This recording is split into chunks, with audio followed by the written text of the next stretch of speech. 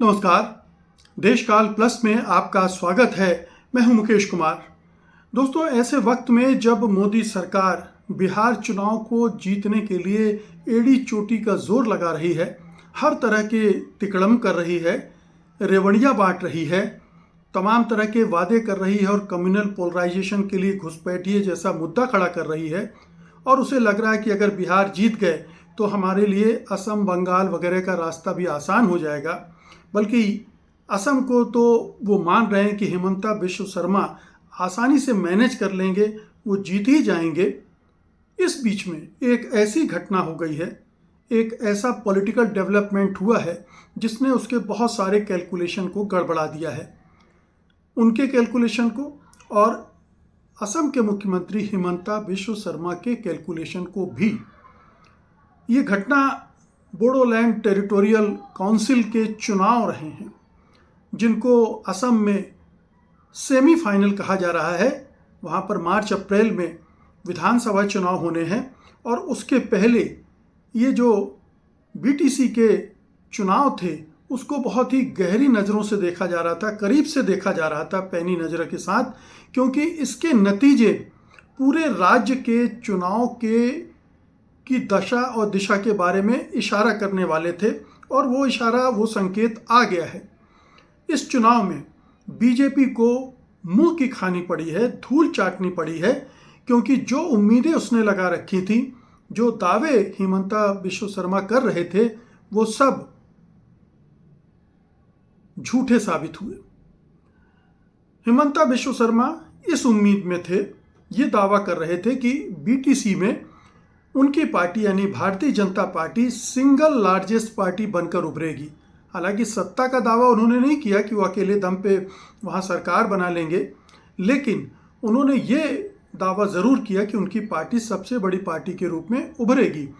पिछले चुनाव में जो यूपीपीएल है, जिसके साथ उन्होंने चुनाव मिलकर लड़ा था, उसने उस समय की सत्तारूढ़ बोडोलैंड फोर्स को, बीपीएफ को हरा दिया था, और उसके बाद वो सत्ता पर काबिज हुए थे।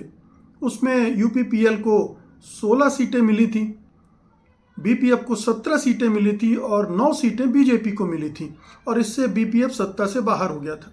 लेकिन इस चुनाव में बीपीएफ ने सूपड़ा साफ कर दिया है, यूपीपीएल को 16 से 9 पर धकेल दिया है और बीजेपी को 9 से 5 सीटों पर धकेल दिया है, और उसकी टैली 17 से बढ़कर 28 हो गई है। तो क्लीन स्वीप कहा जा सकता है एक तरह से, ऐसा बहुमत जिसमें उसे कोई चैलेंज नहीं कर सकता है। तो ये एक बहुत बड़ा झटका इसलिए है कि हिमंता बिश्व शर्मा इस चुनाव में अपनी लोकप्रियता, अपनी ताकत का प्रदर्शन करके और पूरे राज्य में चुनाव के माहौल को अपने पक्ष में बनाने की फितरत में थे, कोशिश में थे। उनकी योजना, रणनीति ये थी कि इससे वो हवा बनेगी जिससे हम अप्रैल में होने वाले चुनाव को यूं ही फतह कर लेंगे, क्योंकि और काम वो दूसरे तरीके से कर रहे थे।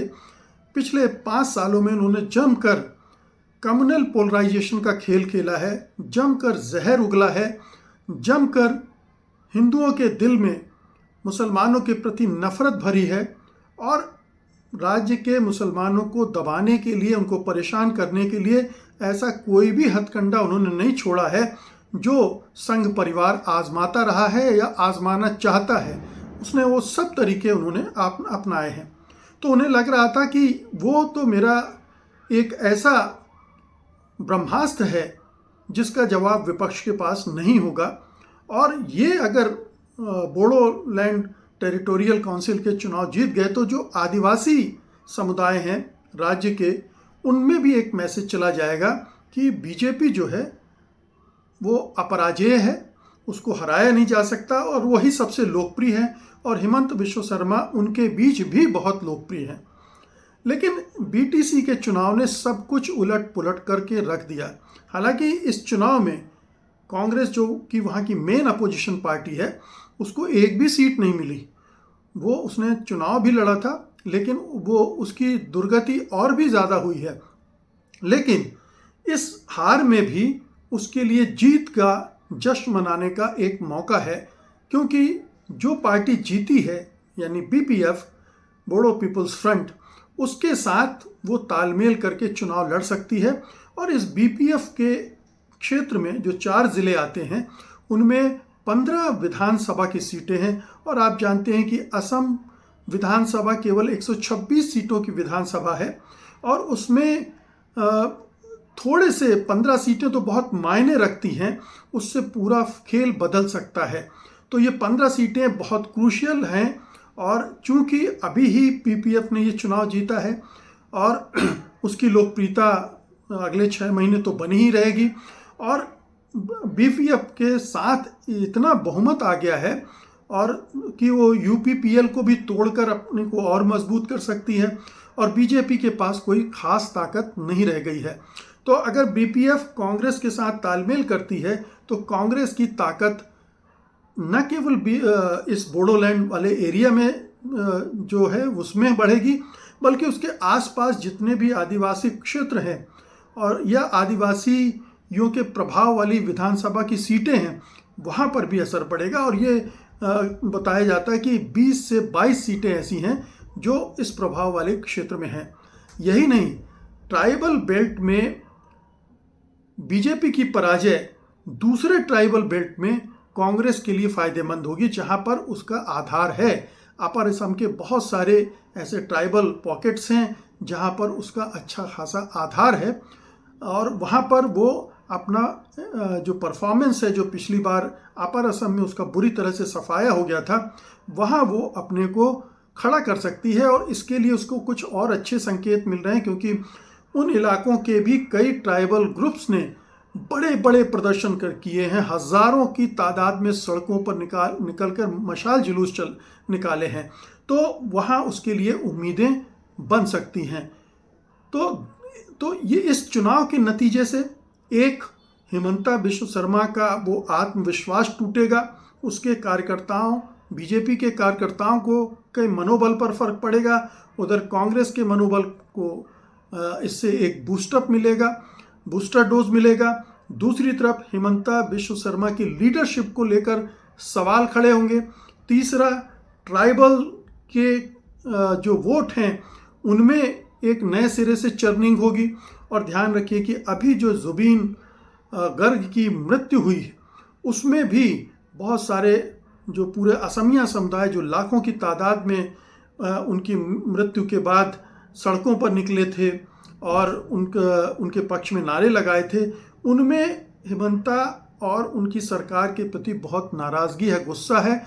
और वो जुबीन गर्ग, चूँकि वो लगातार इस सरकार के खिलाफ भी खड़े रहे, सीए के खिलाफ वो आंदोलन में सबसे अगुआ बन के आ गए थे, उनके लिए गाने भी गाते थे। तो इस वजह से एक जो असम का जेन जी है, जनरेशन जेड है, वो भी अब सत्ता विरोधी हो गया है। सत्ता विरोधी, बेशक वो कांग्रेस के समर्थन में न दिख रहा हो, लेकिन अगर सत्ता के विरोध में खड़ा हो जाता है तो ऑटोमेटिकली कांग्रेस के फेवर में जा सकता है, क्योंकि दूसरी चैलेंज करने वाली पार्टी वहाँ कांग्रेस ही है। तो कई तरह से ये जो चुनाव नतीजे हैं ये सचमुच में सेमीफाइनल है, और सेमीफाइनल में बोडोलैंड एरिया में बीपीएफ जीता है, लेकिन पूरे प्रदेश में ये कांग्रेस की भी जीत है। और ये बीजेपी की पराजय केवल बीटीसी में नहीं है, उस इलाके में नहीं है बोडोलैंड में, बल्कि पूरे प्रदेश में एक हार है। इसका मैसेज ये जाएगा।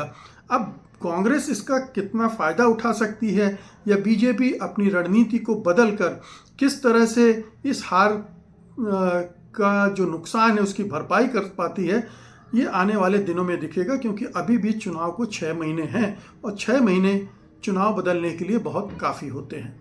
लेकिन इतना साफ है कि हिमंता को एक करारी चोट लगी है, उनके अहंकार को भी, उनके अति महत्वाकांक्षी और अति आत्मविश्वासी स्वभाव को भी, और ये उनके लिए, उनकी पार्टी के लिए बहुत नुकसानदेह साबित होगा।